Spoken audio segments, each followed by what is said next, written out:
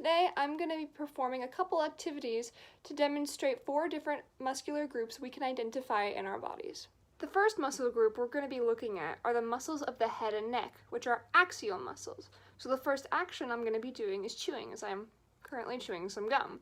So the first muscle involved in this action is the masseter. The action of the masseter is it elevates the mandible. When I am chewing, the masseter is the agonist muscle because it is at work. The origin of the masseter is the zygomatic arch. The insertions of this muscle are the lateral surfaces of the mandible.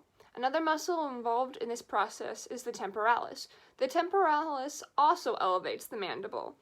The temporalis is also a synergist for chewing. The origin of this muscle is along the temporal lines of the skull, and the insertion of the temporalis is the coronid process of the mandible. The last muscle that we're going to be looking at in this section is the medial and lateral pterygoid. While chewing, the pterygoid elevates, portrates, and moves the mandible to either side. In addition, it's also a synergist for chewing.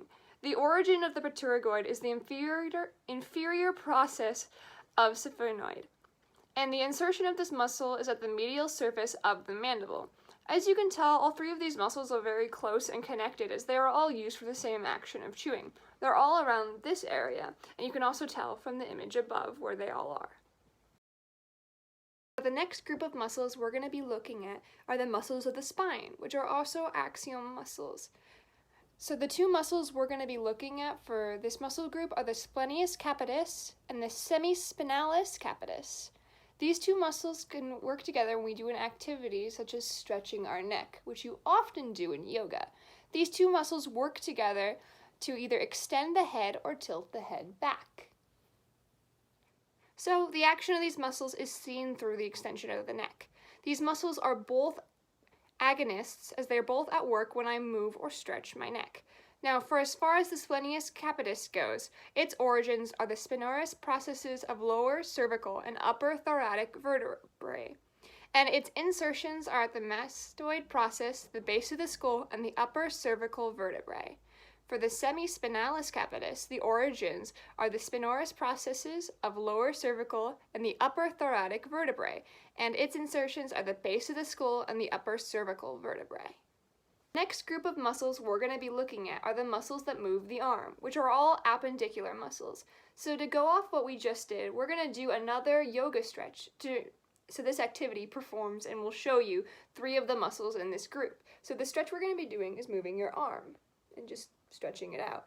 So 3 muscles involved in this are the pectoralis major, which is about right here, the deltoid, and the latissimus dorsi, which is more back here.